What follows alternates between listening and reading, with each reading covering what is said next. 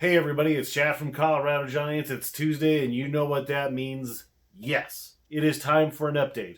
On the docket for today, we got two things to talk about. Number one, how did we do at the weigh-off? And number two, we got our soil test back from a few videos ago. We're going to go over that, and I'm going to tell you what we need to do to grow that 1,500-pound pumpkin next year. Alright, since you made it through the intro, chances are you're a little bit interested in what we do over here on this channel. If that's the case, go ahead and hit the subscribe button so you stay up to date on what we have going on over here. We do, our farmy type of hobby stuff. We grow giant vegetables. We got chickens. We got bees. I even fight robots you might be able to see back there. So we talk about a little bit of everything. But on the agenda for today is item number one. How did we do at the weigh-off? Well, we did pretty good. When it was all said and done, Bernie the pumpkin weighed 893 pounds. 897 pounds. We were 3 pounds away from 900. When the judges measured it, it was measuring at about 800 pounds, maybe like 805 or 810. I don't have that information in front of me. But I was guessing it was 750-ish. The judges said it was going to be about 800. And in the end, it was almost 900. So yes, Bernie did go heavy. If you've been sticking with us, if you've been following through the season, I had been thinking that it just thumped really hard and that Bernie was going to go heavy to chart. If you don't know what that means, the GPC, the Great Pumpkin Commonwealth, has a way of measuring your pumpkin to guess what it's going to weigh. It's every grower's hope that the pumpkin will go heavy. You never really want to go light. It does happen. It happens to us all the time here in the Colorado area. So when you go heavy, that's extra awesome. And Bernie did go heavy, almost 10%. Probably was like, quick math in the head, maybe like 7 or 8%. But, any percentage heavy in Colorado is awesome. We ended up getting 6th place. So if I'm being honest, that's the worst I've ever done is 6th place with my biggest pumpkin. And I am a little bit disappointed in that position. But all things considered, I'm really happy. This season was a little bit of a roller coaster. And now that it's basically all over, we still have those pumpkins to take to the subsequent weigh-offs the next 2 weekends. But I am happy. Bernie going heavy was a real lesson for me. Number one, I shouldn't stop fertilizing. I shouldn't kind of give up on the plant and just let them go on cruise control, because even though my best plant got yellow vine disease and Bernie, the plant was, crispy and crunchy, almost the whole season, it still did great. And if I had not given up, it could have been even better. But I'm really happy with it. So, those seeds will be in the bubble. If you've sent me a bubble, I will put some of those seeds in there. And two, our bushel gourd weight went heavy as well. So that was estimating at 160 pounds. It ended up weighing 181 pounds, beating the 170-pound state record set by Joe Scherber. So in Colorado, if you don't know, Joe Scherber is basically the man when it comes to holding all of the records. So whenever you can best Joe, that is a good day indeed. It's something that I've never done. And there's only a few people that have beaten Joe. So I'm like, so this is what it feels like to beat Joe Scherber. This week, he says he has a big bushel gourd, so maybe he'll take his record back next week. And that's part of the fun of it, is kind of just competing against other growers and having a real good time with it. I'm pretty excited to have a state record. The bushel gourd is awesome. I'm going to try and dry it out and maybe carve it or turn it into a basket or something fun, because those gourds, if you can get them to do so, they will dry hard and it'll be like a big hollow gourd, really. So I will try to dry those seeds out. If you want some bushel gourd seeds, I'm not sure if those will be ready or dry by the time, spring, late winter rolls around. because that's a lot. I'm looking at it right now. That's a lot of like blubber inside of that thing that has to dry out. So I'm not sure when that will happen. But if you want, you can send us a message or comment below if you want some of those seeds, if you've sent a bubble, and I'll try to get some for you, but no guarantees. So Bernie went heavy. That was awesome. Bushel gourd got a state record. That's awesome. The bushel gourd, I could have done a lot more with that too because it's on the same watering system. It also wasn't getting fertilizer. You saw all those, bushel gourds that were about yay big that I should have taken off the plant because those were stealing energy potentially from the big ones. So, a lot of things that kind of ties into Bernie, like don't kind of give up, continue to push forward, and you pick the pony. I've picked the pony, stick with it right until the end of the race, and don't just kind of gallop to the end. So that's one of my biggest takeaways this year. So that's enough about that. Let's talk about some dirt.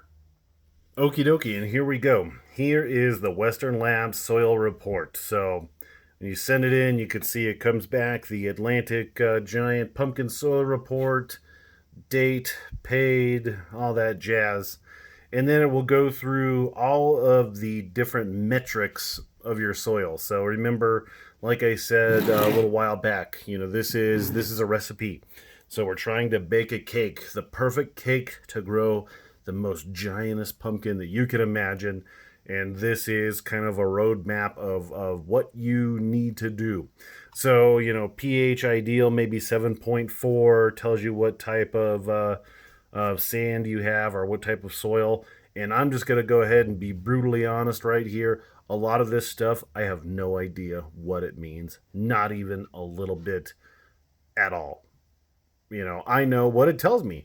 So it tells me that my soluble salts are 0.36, and that's normal. So cool. The cation exchange capacity, it's 10. I don't know if 20 is good or if 3 is good, but mine's 10. Percentage of lime, so stealing organic matter is low, which that's pretty interesting because in the springtime I was really high.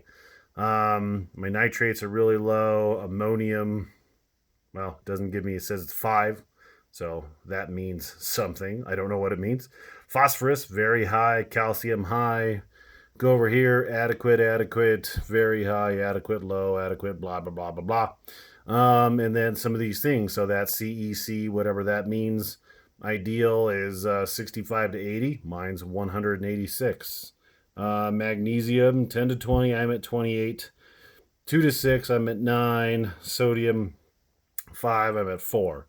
So, that's what that means.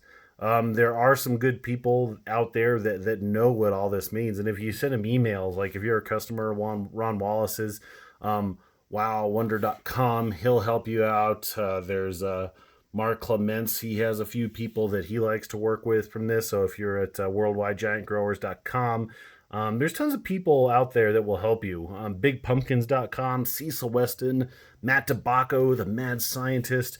A lot of great guys out there that are always willing to help you as they have time to do so. So if you send them an email, kind of like when you request seeds from me or anybody else, be like, hey, I know who you are. I know you're good at what you do. Would you mind helping me out when you get a few moments? Don't send them an email on Monday and be blowing them up Monday night if you don't have a response because, hey, we all got lives and this is something fun, but, life comes first. So when it's all said and done, this is what Western Lab suggests. So these are like my baseline recommendations that I always take to heart because your soil is all about balance. So if we go up here, you want to get all of these numbers because when we'll say like ammonium and phosphorus, and calcium, those things. And that's basically what these two, the percentages mean. This is the interaction of all of these different things here and here interacting with one another.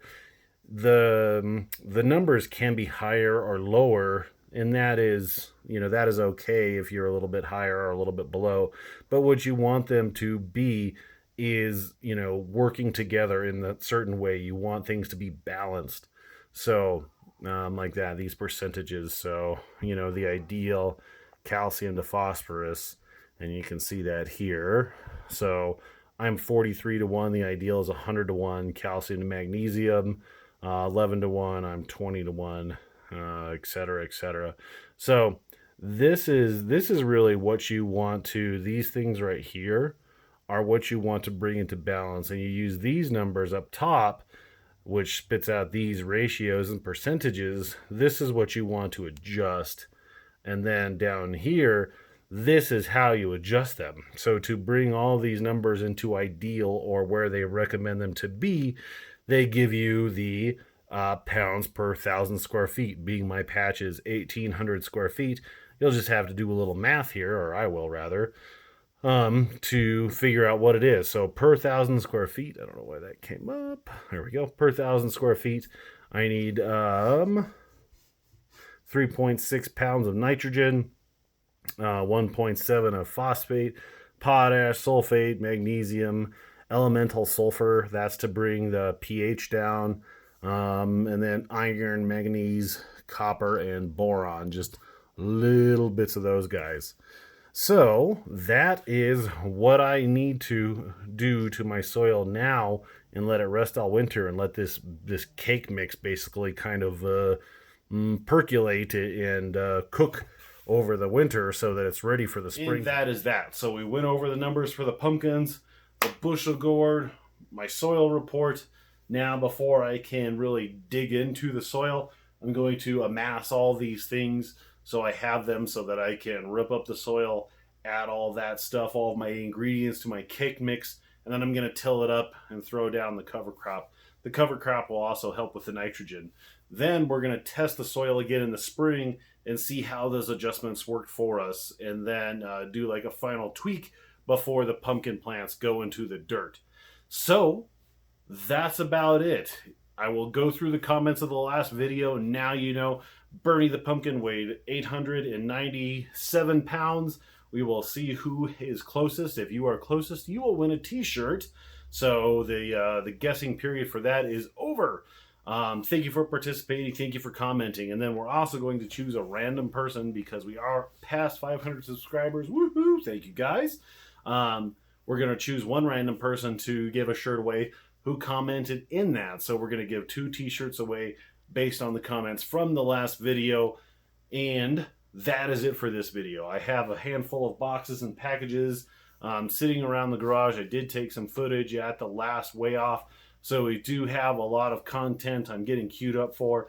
It's just been super busy. Last week, that was Maxwell's birthday, family in town, and then this coming week is super busy with work. So, hang with us. We'll have some updates on what we got going on next year past this. But as always, thanks for watching. If you have any comments, questions, queries, or even a concern, go ahead and comment below. Again, subscribe to the channel.